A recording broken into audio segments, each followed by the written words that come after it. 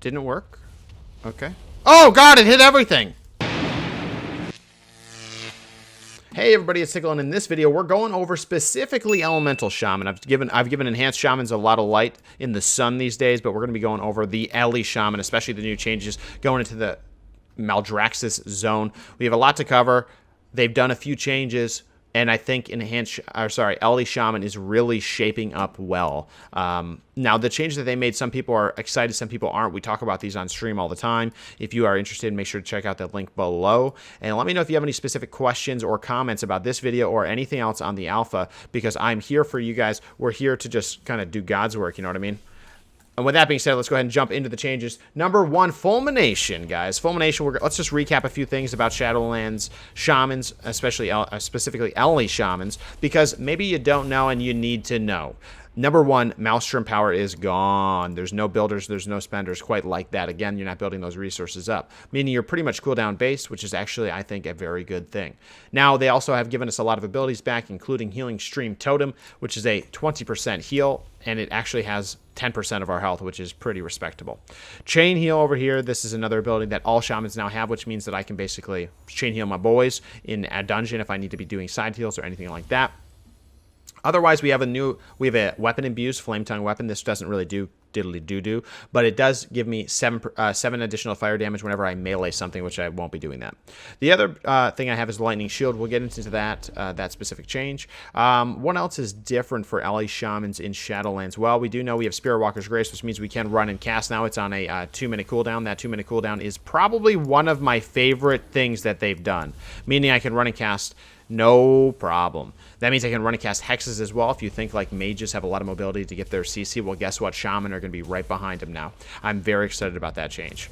Otherwise, that's kind of about it in terms of baseline changes. The other things are that Earthquake can now be hard casted, which is okay. And the other thing, oh, I guess I should have totally skipped it. Fulmination is now kind of what people are saying is a builder spender. I disagree, but this is what it does. Lightning Bolt, and this is actually a change they made, because they've made it now so that Lightning Bolt and the Lightning Bolt Overload meaning that the mastery proc of a Lightning Bolt, because our mastery, if you didn't know, is your Lightning Bolt, Lightning Bolt, Chain Lightning, Lava Burst have 40% chance to trigger a second cast on the same target, dealing 85% of the normal damage. Well, now, if you're Lightning Bolting and you get a Lightning Bolt over mastery proc, you're going to be gaining more Fulmination. This is interesting, and this is important because 100% chances is a certainty. Blizzard seems to be removing things that are uncertain about certain abilities, about certain specs and their abilities and their chosen talents. So I do appreciate Blizzard making this change. It does say Earthshock will discharge all of the stacks of Fulmination on the target, dealing 58 damage per stack of Fulmination. Now it does say it stacks up to 8 times. We'll test the limits here shortly.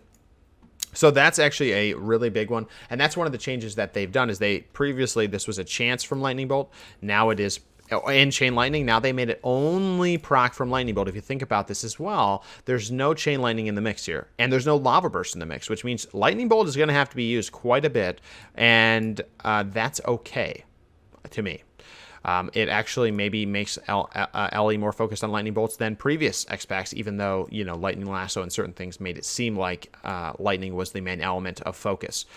Now, other than that, the other big change has been, like I mentioned, Chain Lightning no longer gives you those Fulmination stacks. What Chain Lightning does do, though, is when you cast Chain Lightning and it hits more than 2 targets, we'll go ahead and show you right now.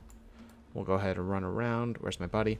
When you hit more than 2 targets, and quick reminder, Earthquake does have a cast time now. I don't know what he's doing, but we're going to try it out. We're just going to cast Chain Lightning. When I hit more than 1 target with Chain Lightning, I start to get this stack, Seismic Thunder, for each additional target hit. This does 2 things now. It used to just do one thing. It used to just do the just do the cast time of my Earthquake. Now it does the cast time and it does damage, increasing the damage of my next Earthquake by 150%. So now I can cast it instantly because I got up to 5 stacks, and it's doing additional damage. I will explain now why they did that. They found out that players were just hard casting, doing this, hard casting Earthquakes in AoE situations, and not using Chain Lightning. Chain Lightning wasn't doing any damage, and as I was doing dungeons and the stream chat was giving me tips, they said stop using Chain Lightning, it's worthless. Well, guess what? Now it's not. They've made this change, and I think it is probably the right change to go in the direction that they're going in, which is to make Chain Lightning necessary to get to Earthquakes to give a little bit of flow to your rotation. But now, you know, that increased stacking damage is going to make Earthquakes do up to 150 more damage, which basically to me means that someone's going to do the math. But hard casting Earthquake won't be worth it anymore. I'm pretty sure that was their intention with this change. But, oh, hello there. So that's that. I kind of like that you could hard cast it, or you could cast it with whatever the number of Seismic Thunder stacks you had, but it's fine. Now, the other thing we're going to test here, let's go ahead and do it right now, is the Fulmination stacks capping at 8. Sometimes tooltips aren't accurate. Looks like, yep, it caps at 8. So now what does it do? Well, I'll show you really quick. Basically what happens is when I Earth Shock, my Earth Shock is going to do a base amount of damage, and then it's going to do additional damage for each of those stacks. Now, I'll use it right now. Big damn. All right, so you saw here that over here on the left, Earth Shock dealt 245 damage. That's not a lot. And then Fulmination crit for 1k. That's a decent amount of damage. But as you might notice, you might say, well, Earth Shock and Fulmination are on different damage? Yeah, they are. Why is that? Well, I'll show you. Because I can spam Earth Shock all day like this with no Fulmination and just meme myself to death. Okay? So just keep that in mind. That's why you have to be able to use it with Fulmination stacks to actually make it do damage. Now, what I will say is I like that you do not have to have a certain number of Fulmination stacks to be able to use Earthshock. That's what the Builder and Spender model had. And you probably heard me say this in other videos as well about the LA Shamans and Shadowlands. But here's the deal. Their change to not make it require a certain number of Fulmination stacks is huge. Let's say we're in a PvP situation or a PvE situation. The boss is getting low, the player's getting low, and I only have 6 stacks. And they force me to have 8 stacks. Well, here's the deal. I wouldn't be able to put my damage into this virulent pest here, but now I can. I can just start dumping and pushing as much damage as I can with my instant casts. And sure, maybe it's not as much damage as it was with an 8, but at least they don't restrict me from clicking Earthshock. So that's just something I appreciate. It gives me control, and I don't have to wait. I don't have to think I have to wait or build up a certain number of stacks. So a lot of people said that this is Builder Spender. I disagree because of the exact example I just gave. If you think differently, put it down in the comment. I would love to have a discussion about this on stream or in the comment section. I'll do whatever it takes. But with that being said, that's that. Now there is a few more changes. Let's go ahead and go through one more because we're talking about Fulmination stacks. Lightning Shield. This is a big one, I think. Now, people did remind me that Lightning Shield doesn't do doo-doo for damage, and you're not wrong. But here's the deal. The change is this. It says surround yourself with a shield of lightning for 30 minutes. Melee attackers have a 100% chance to suffer 10 nature damage when they hit you. Okay, that's not a lot. No one's going to say that's a lot. Okay? But what the next part is what's critical. And they're missing a space there, and have a 100% chance to generate a stack of Fulmination. Fulmination, again, is going to give me damage. That is very good. 100%. Every time I'm hit, it's going to be giving me that damage, which means melee damagers, to me, are going to have to make a decision. Am I going to go the Elemental Shaman? If I go the Elemental Shaman, I'm going to be feeding him damage. Because if you think about it, in BFA, in Legion, I feel like I'm about to preach, but in BFA and Legion, Elemental Shaman were subject to melee training. And one of the reasons why they're so subject to it is because it shut down their damage so hard. If you cannot cast in BFA or Legion, you could not generate Maelstrom. If you can't get Maelstrom, you can't get Earthshocks. If you can't get Earthshocks, you're not doing damage.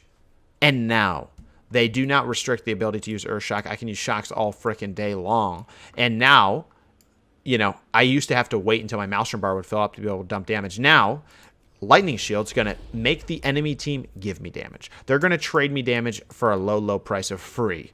Okay, so let's say that if they hit me, like, let's go ahead and I'll show you. Let's get this guy to hit me. That being said, that was a good test. It looks like it is bugged. We'll report it. But with that could be so good. And I think that is a huge change that might go underlooked.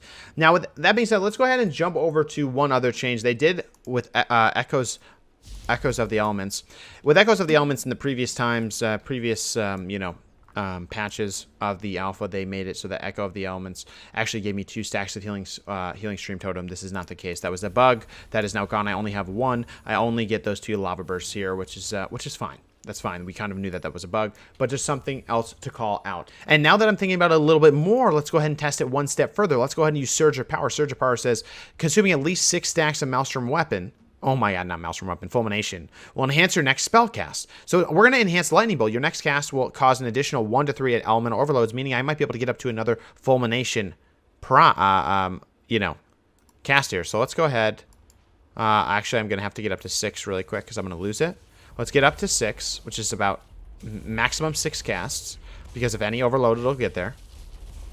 All right, there we go. We're going to go ahead. I want to kill this mob, truthfully, and I want to start on a brand new mob because we're going to do huge damn. All right, here we go. We're going to go ahead and use Stormkeeper. Or actually, what we're going to do is Stormkeeper. We're going to use Earthshock, Echoing, and then Lightning Bolt. When I get up to 5 Fulmination stacks in 1 global, then I'm up to another one. That's the play. Get a full Fulmination stacks, dump it by using Earthshock, then use Lightning Bolt to get a lot of Fulmination stacks back, and then, wow, and using Echo. Oh my god, that's crazy. So let me just walk through it one more time for you. Basically, what I'm going to be doing is I'm going to be Earthshocking, which is going to trigger Surge of Power. Surge of Power will then allow me to get an additional 1 to 3 overloads. Okay, and then we're going to use Stormkeeper. Stormkeeper already gives me an overload dedicated. So then we're going to be using Echoing Shock and then Lightning Bolt. Lightning Bolt will use the Surge of Power. It'll use the the 100% extra overload. I'll be getting at least 1 additional overload, and then it will mirror that ability and get an additional, at minimum, 2 more Lightning Bolt casts, which will give me a minimum of 5 Fulmination stacks after using 6. So I have to get to 6 Fulmination, dump it, rebuild it with Echoing Shock Stormkeeper, and then I can dump it again. That is a big burst window, and that might actually make Surge of Power viable in PvE. That might actually make it viable. For a long time, for as long as I've known, Surge of Power has been kind of a meme, one of my memes, but so let's do it one more time. I'm sorry that I can't show the abilities on the screen, but maybe I can do that with the power of editing. All right, we're going to get up to 6. All right, I got to 6. All right, we're going to use Stormkeeper. And then we're going to use Earthshock. I dumped those stacks of Fulmination. Echoing Shock. And now I use Lightning Bolt once. Oh my god. And then I killed them, so it didn't work. But anyway, we'll get that going on in Dungeon. Let me know what you think in the comments, guys. These changes can lead to a lot of creative builds. So we're kind of getting there, as you're kind of noticing, through just playing around. The Fire Ally. Fire Ally is changing. Okay, he used to be able to give you proc chance and procs of Fulmination. He no longer does that. He's all about the Flame Shocks.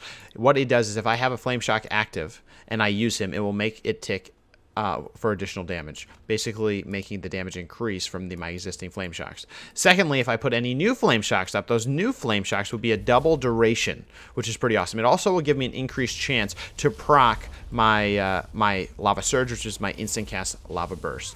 Now, these are pretty cool changes, very different. We're going to go ahead and use it now. It's going to increase the damage there. It's going to probably, I don't know if it's the tick rate or just the damage. And then my increased duration Flame Shock, which is lasting for 36 seconds. That's a long freaking Flame Shock. We're also getting more procs here. We don't know the rate at which I'm getting those procs, like how much faster they are, but it is pretty cool. Let's go ahead and get another Flame Shock out. This means we can get a ton of Flame Shocks out, and truthfully, the max benefit for this is for Primordial Wave. Primordial Wave is the Covenant ability for this zone, which is Necrolord. And it does something as well. We'll go over that right now. So that's pretty cool. That Flame Ally change is actually cool. How they made Flame Ally now synergize so much with Flame Shock. I really appreciate that, because those types of synergies is what make classes really interesting. So I like it. Primordial Wave. This is the Necrolord Shaman ability. Blast your target with Primordial Wave, dealing 5/5/3 shadow damage, and apply a Flame Shock to an enemy and heal an ally for 555 damage. Your next Lava Burst will also hit all targets struck by your Flame Shock. Does that sound interesting to you? It does to me. What that basically sounds like is when I use my Flame Elemental, I'll be able to get up a lot of Flame Shocks, and I'll be able to get maybe 5 to 6 Lava Bursts out on different targets at the same time. We'll have to test that out here in a second. It could be kind of cool. Now, this is one of the ones where I think it could be useful in PvE. In PvP, I do not see Primordial Wave being that useful, though. Cleaving is, I don't really see that being the main goal of an Ally Shaman, especially because Lightning Bolt and Fulmination stacks are the way that they are. Lightning Bolt might be kind of something we're actually having to cast a lot now. So with that being said, we'll go ahead and wait for the Flame Ellie, and then we'll do this one more time. All right, let's go ahead and use the Flame Ellie. We're going to use as many targets as we can. We're going to have to pop it first. From here, we cast Flame Shocks. These Flame Shocks, again, are 36 seconds long in duration. We're going to have to slow some things up here. Probably let's pull out the Rock Ellie as well, so we get defense. Let's go ahead and get that going. We're going to get another Flame Shock going. Let's go ahead and get this other one going. We're going to get Primordial Bolts here. Lava Burst. Didn't work. Okay. Oh, God, it hit everything. That was really cool. I'm surprised that... I don't know why it took a second to proc there, but that was pretty cool. Pretty nice. You saw it go on all the different targets, right? That surprised me because I don't know why it didn't go off of the Lava Burst proc that I had, but hey, so be it. But not bad. It's something, again, that I think might be useful in PvE, but in PvP, questionable. Questionable. Especially because it looks like on the Flame Ellie cooldown, I'll be able to get kind of a lot of value out of the Primordial Bolt, but it's only one cast, so it's only the next single Lava Burst. So with that being said, everybody, I appreciate you guys coming out. I want to know what you think of these changes. I've been going through these kind of with my mind blown. Ellie, I thought was not that different, but guess what? They're actually opening a lot of doors with the changes they are making. So with that being said, guys, I want to thank you for being here. Let me know what you think, or come by the streams. We're going to be doing stuff on stream every single day, 9 p.m. Eastern Standard Time. Link down in the description. If you have any questions, come by the stream. We'll be doing some alpha stuff, whenever you guys want, if you have any questions. So with that being said, we'll see you on the stream. See you in the next video. Thank you guys so much. Love you, love you, love you. Bye, bye, bye, bye, bye.